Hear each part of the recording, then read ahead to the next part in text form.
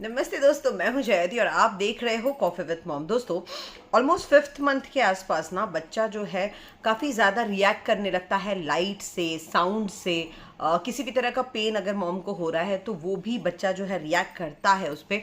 And मेरा 5th month start हो गया, इसलिए मैं ये वीडियो बना रही हूँ बिकॉज इसमें मैं आपसे बात करने वाली हूँ कुछ ऐसे साइंस की जो कि आप अपनी बॉडी में देख के ये पता लगा सकते हो कि आपका बेबी अंदर हेल्दी है या नहीं। सिंपली ये 10 साइंस आपको अनहेल्दी फीटस होने के बारे में पहले ही इत्तला कर देंगे ताकि आप ज़रूरी जो भी इंस्ट्रक्शंस डॉक्टर्स से बात करके उनके इंस्ट्रक्शंस फॉलो कर सको।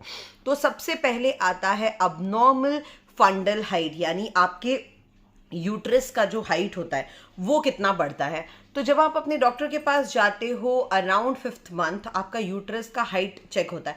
नॉर्मली वो आपके हर स्कैन में होता है, लेकिन इस दौरान आपका हाइट जो यूट्रस का होता है वो प्रॉपर्ली चेक किया जाता है टू सी कि इस टाइम तक जितना बढ़ना चाहिए उतना बढ़ा है। यानी ये आप अपने डॉक्टर से ही कंसल्ट कर सकते हो, ऑफ कोर्स वो ही ज़्यादा अच्छे से बता पाएंगे, क्योंकि अगर वो नहीं उतना बढ़ा होता है दैट मीन्स अंदर कुछ तो प्रॉब्लम है। या तो एम्नियोटिक फ्लूइड बहुत ज़्यादा है, या तो एम्नियोटिक फ्लूइड बहुत कम है, या तो बच्चे का प्रॉपर डेवलपमेंट जितना इस मंथ तक होना चाहिए वो नहीं हो रहा है। So this is a point of concern, right. So इसकी वजह से आपको आपका यूट्रस हाइट जो होता है, जिसे हम फंडल हाइट भी कहते हैं, वो मेजर करना पड़ेगा उस टाइम पे।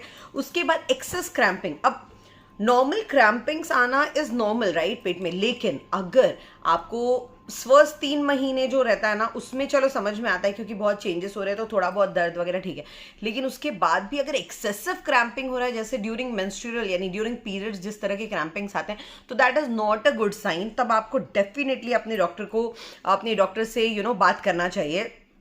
अर्ली प्रेगनेंसी में ये पुअर ब्लड फ्लो की वजह से हो सकता है, लेकिन अगर ये क्रैम्पिंग कंटिन्यू है एंड बहुत आपको बर्दाश्त नहीं हो रहा है तब आपको डॉक्टर से कंसल्ट करना चाहिए। देखो, इसमें बहुत सारे साइंस ऐसे हैं ना जो कि नॉर्मल होते हैं प्रेगनेंसी में, लेकिन अगर वो नॉर्मल है तो अगर कोई भी चीज़ एक्सेस हो रहा है, या वो मॉर्निंग सिकनेस हो या वो क्रैम्पिंग हो या कुछ भी और चीज़ जो नॉर्मली प्रेगनेंसी में होता है लेकिन आपको एक्सेस हो रहा है जो आपके बर्दाश्त के बाहर है, देन आपको डॉक्टर के पास जाना ही चाहिए। इसके साथ हम बढ़ते हैं हमारे 3rd पॉइंट पे, जो कि है sudden rise of blood sugar level. आपको अपने ब्लड शुगर लेवल को चेक करते रहना है, स्पेशली अगर आपके फैमिली में शुगर का प्रॉब्लम है और आपको अगर शुगर का प्रॉब्लम रहा है तो। अगर अचानक से आप देख रहे हो कि आपका जो शुगर लेवल है वो राइज हो गया है अचानक से, then I think you should visit your doctor. हाँ, कई बार ऐसा होता है कि हम 2-3 दिन से ना कुछ ज़्यादा ही, बहुत सारे प्रेग्नेंट औरतों को ना मीठा खाने का बहुत मन करता है। सो दैट केस में अलग बात है, उसमें भी आपको 2-3 बार चेक करके फिर डिसाइड करना चाहिए। लेकिन अगर आपको लग रहा है कि आप उतना मीठा नहीं खाते, स्टिल आपका जो ब्लड शुगर लेवल है वो अचानक से बहुत राइज हो गया, तो आपको डेफिनेटली डॉक्टर से मिलना चाहिए। एंड इसके लिए आपको अपना blood sugar level regularly check करते रहना पड़ेगा। वैसे भी जब आप अपने डॉक्टर के पास जाते हो तो आपका बीपी तो मॉनिटर होता ही है एवरी सिंगल टाइम जब आप जाते हो, तो ब्लड शुगर लेवल भी आप अपने साथ ही घर पे चेक कर सकते हो। एक्सेसिव ब्लीडिंग अगर हो, अब ड्यूरिंग प्रेगनेंसी थोड़ा बहुत स्पॉटिंग समझ में आता है, लेकिन स्पॉटिंग और ब्लीडिंग में फर्क होता है, ये बात समझ के रखिए। स्पॉटिंग यानी कुछ बूंद, एक आध बूंद कैसे दाग दिखना, दैट इज स्पॉटिंग। ओके, आप यू कैन इग्नोर, बट वो भी एक्सेसिव में नहीं होना चाहिए। लेकिन अगर ब्लीडिंग हो रही है तब आपको डेफिनेटली आपके डॉक्टर के पास जाना है, तब आपको बिल्कुल भी देर करने का सवाल ही नहीं आता। अगर आपको एक्सट्रीम बैक पेन हो रहा है, देखो बैक पेन होगा हल्का, राइट, क्योंकि बच्चा जो है वो दबाव डाल रहा है, स्पेशली अगर आप मल्टीपल प्रेगनेंसी कैरी कर रहे हो तब तो, यानी ट्विंस या ट्रिपलेट्स कैरी कर रहे हो तब तो दर्द और बढ़ जाता है। लेकिन अगर वो पेन बहुत ही एक्सेसिव है एंड अगर वो फ्रंट से बैक पे जा रहा है तो फिर आपको टेंशन लेने की जरूरत है और तब आपको तुरंत अपने डॉक्टर से मिलने की जरूरत है, because this is not good. Okay, vaginal discharge होना ड्यूरिंग प्रेगनेंसी, वजाइनल डिस्चार्ज होना भी देखा जाए तो एक तरफ से नॉर्मल होता है, राइट। लेकिन नॉर्मली प्रेगनेंसी में बहुत ही ट्रांसपेरेंट या क्लियर डिस्चार्ज होता है, ओके, एंड हल्का वाइटिश इज फाइन, लेकिन क्लियर डिस्चार्ज होता है एंड ओडरलेस होता है, स्मेल नहीं आती है उसमें से। लेकिन अगर येलोइश या ग्रीनिश डिस्चार्ज हो रहा है एंड बहुत गंदी स्मेल आ रही है, स्ट्रॉन्ग स्मेल आ रही है, तब डेफिनेटली विजिट योर डॉक्टर, इसको आप इग्नोर नहीं कर सकते हो। ऑलराइट, उसके बाद अगर आपका मॉर्निंग सिकनेस सडन डिक्रीज या सडन इंक्रीज हो रहा है, then again it's a point of concern. देखो, नॉर्मली फर्स्ट ट्राइमेस्टर के बाद मोस्ट ऑफ द प्रेगनेंसीज में जो मॉर्निंग सिकनेस है वो अपने आप कम होते लगती हैं धीरे धीरे धीरे धीरे, लेकिन अचानक से कम नहीं हो सकती, राइट? लाइक अब भी मुझे एक हफ्ते कंटिन्यू कंटिन्यू हो रहा है या 2-3 महीने कंटिन्यू अचानक से मुझे सुबह से कुछ नहीं फील हो रहा, then it is not good sign. तो फिर आपको अपने डॉक्टर से देखने आने की जरूरत है।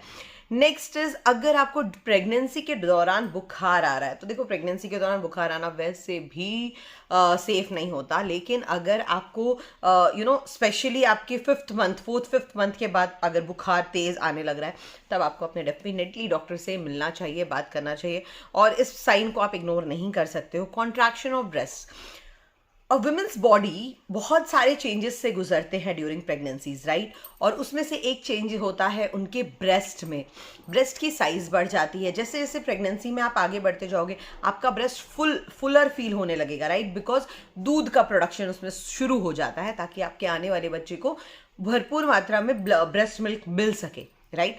लेकिन अगर आपका ब्रेस्ट अचानक से साइज कम होता जा रहा है, तो it's not a good sign, miscarriage का भी साइन हो सकता है, इसलिए प्लीज अपने डॉक्टर को जरूर दिखाएं। उसके बाद है फीटस मूवमेंट, अगर आपको कम, देखो 18 वीक्स के अराउंड ना मूवमेंट समझ में आने लगती है, ऑलराइट? सो मूवमेंट समझ में आने का मतलब है आपको ऑलमोस्ट 2 घंटे में 10 किक्स तो समझ में आना चाहिए जब शुरुआत होता है, तो ठीक है। उसके बाद तो मूवमेंट धीरे धीरे बढ़ने लगती है थोड़ा थोड़ा, और फिर एकदम लास्ट के मंथ में जाके बहुत ही कम हो जाते हैं, बिकॉज उनको मूव करने को ज़्यादा जगह ही नहीं होता है। लेकिन जो 2 घंटे में आपको 10 किक्स आपको मॉनिटर करना है, अगर वो मूवमेंट नहीं महसूस हो रहा है आपको, या सडनली मूवमेंट में डिक्रीज महसूस हो रहा है, तब आपको एक अलार्मिंग सिम्टम हो सकता है। लेकिन अगेन, जैसे मेरे केस में भी शिवन्या के टाइम पे एक दिन ऐसा हुआ था, सुबह उठने के, लाइक नॉर्मली मुझे आदत थी सुबह उठने के बाद मैं उसको चेक करती थी, उसके कितने किक्स आ रहे हैं, क्या आ रहे हैं, और मैं उसको मॉनिटर करती थी।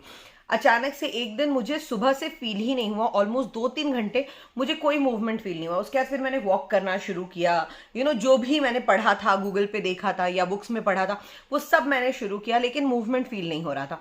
तब मैं फटाफट डॉक्टर के पास चली गई, बिना ज्यादा दिमाग लगाए सीधे डॉक्टर के पास जाओ, वही ज्यादा अच्छे से सजेस्ट करेंगे, राइट? उनके पास जाने के बाद उन्होंने चेक किया, उनको भी मूवमेंट नहीं समझा, लेकिन उन्होंने कहा एक काम करो, जूस लेके आई और उसमें ना बहुत सारा शुगर ऐड कर दिया। ट्रस्ट में उस समय तो एकदम बहुत ही गंदी वाली फीलिंग आ रही थी, लेकिन वो शुगर वाली ड्रिंक पीने के बाद मैं थोड़ा सा वॉक किया और अचानक से ऐसा लगा कि बच्चा जग गया हो एंड मूवमेंट शुरू हो गया।